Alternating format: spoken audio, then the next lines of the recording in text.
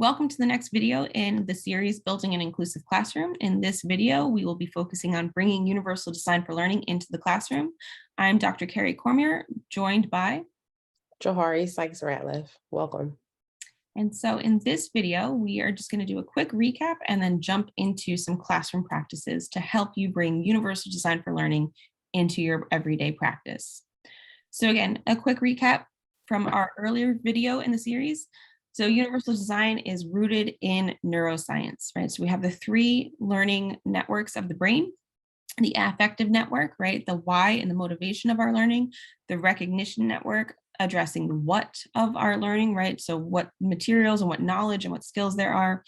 And then the strategic network, which is affecting the how of learning. And so the processes and the organization of our learning and how we go about working through the learning process. So the state of New Jersey and the Department of Education and the Learning Resource Center actually does have several templates for you to use to assess universal design for learning in your lessons. And so it's not necessarily, a separate lesson plan that, is compounding your lessons and things like that, but it is a really great kind of checklist and a guide to help you go through, are you universally designing your lessons as you're developing this habit of universally designing. And so once you get into the habit of it, it will just become automatic and you'll have it naturally built into your planning process. So this is one of the templates. It's the most simplistic template. You're just going to put in your learning standard from the state learning standards, whatever your objective is, you're going to enter that in there, and then the assessment. And so when you're assessing students, are you considering multiple means of assessment? And I know that there is, the big issue of the standardized tests, and it's very rigid, and standardized tests are not universally designed, but making sure that our everyday assessments can be, right? And so that we're building towards these bigger ideas by making it accessible for students in the everyday practice. So consider multiple means of assessments. Do students have a choice in how they show what they know? Can you give them an exit ticket that gives them the option to draw their answer, to write out their answer? Can they have sentence starters on there? Can it be a multiple choice option? Again, different assessment possibilities. Could it just be that they have to check in with you and tell you what they know before they move on to the next activity? And then you're going to see the different options for representation, action, and expression. So as you're thinking about how are you presenting the information to the students, right? If you are doing, let's say, during a reading lesson, are you offering the audiobook and the book? Is there reading of the book, the audiobook, and a video that goes through it, right? Can you give them those three different options and they have a choice? Or is it whole group instruction where you're just going to play a video of the reading with captions on it? And there are different ways to go about bringing in those options for representation. And the options for action and expression: how are students expressing what they know, right? Is it always just a worksheet? Can they move beyond the worksheet? And can they, do a think, pair, share? Is there a turn and talk? Is there a gallery walk that they could be doing, or a parking lot? These are all activities that we all are aware of and that we know. We're like, oh, those sound good, but it's bringing it actively into our daily practice. And so again, can students write their responses? Can they do a PowerPoint? Can they do a Flipgrid? Can they do a presentation? What are the different options and choices that they have to show you what they know? Because again, perhaps their, writing skills may not be as strong, but that doesn't necessarily mean that the reading comprehension wasn't strong. So can they verbally tell you what they know about the story rather than write it? Because those are two different skills. And then again, there are options for engagement. Do they have a choice in what story they're going to be reading? Do they have a choice in what activity they're going to be learning on?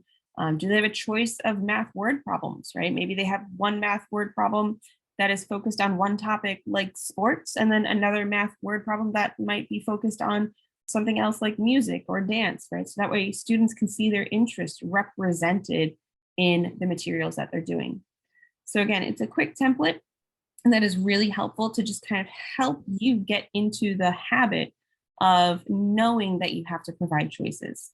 And the state website, the Department of Ed website, does have several other templates that go into more detail and more in depth, but we wanted to share this one because it's a good starting point for everyone to, again, get in that habit of providing options. So this is what universal design for learning looks like in action. Knowing your students' strengths and their areas for growth. Sharing content in a variety of ways. So you're looking at one content area and one UDL guideline to start with. I think it's important to just take it step by step versus like, all right, I want to develop a math, literacy, and science lesson and make sure that I'm hitting on representation, expression, and engagement. Like, whoa, that might be too much if this is not something that you are already comfortable in doing. But just think about one content area and one guideline that you want to start with. So I'm going to focus on my math lesson this week, making sure that I'm providing 3 different ways that students can complete this assessment to show me that they understand how to turn fractions into decimals. So you just want to take it step by step is essentially what we're saying. Working through each of these guidelines individually will just help you to get more comfortable and confident in your ability to create these variety of options and also keeping in mind the children's strengths and the areas of improvement. Use digital resources when you're able to. So we all have technology at our fingertips to some extent more for some than others.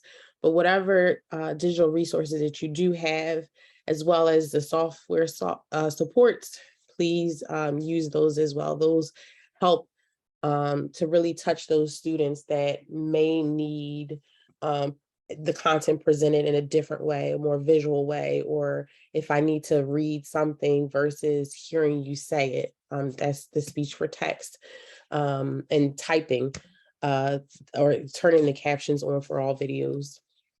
Allow students to show what they know in a variety of ways, because again, this helps to meet their need. And I think Kerry said it best. If I can show you what I know in a picture versus writing a sentence, why not be able to do that? So those options really are helpful and supportive to individual learners. And so it gives them the choice on how they want to demonstrate this knowledge. So it's just important overall. I think like there are words that Kerry and I have said over and over again, choices and, engagement, motivation, supports, like these are our goals in making sure that we are truly implementing universal design for learning in our classrooms. And the ultimate goal that we want to meet is having students feel supported and having them feel as though these lessons and assessments are designed to really show what I know. So what we have for you is a reflection, and this is a self-assessment that we're providing you with. And it's going to ask you to look at several different areas that you yourself are currently doing and pick 2 pieces, whether it's engagement, representation, or expression, or pick 1. And then align it with the chart that's also attached. We're going to ask you to complete this self-assessment to see where you currently stand in implementing dual and implementing universal design for learning strategies in your classroom. And so some just recommended resources to help you again, as you're, using your self-assessments in the chart to find your starting point. Some other great places to look are CAST.org, and they are the folks behind Universal Design for Learning, and their website has a plethora of resources for you to use. Paula Kluth is another educator who has done a lot of work with universal design, and she has several books that we can recommend that are great to help you pick some strategies to get started with. And again, a lot of them are strategies that you might have heard of or you're already using, so it can really be affirming in that sense. And then there is a blog post and a video that offer 2 different ways to see what UDL might look like in action to kind of help you understand the scope of how do I do this in my day-to-day classroom. So we thank you for watching this video. All of the materials will be posted on the LRC website, so you can access the links that are included in the presentation.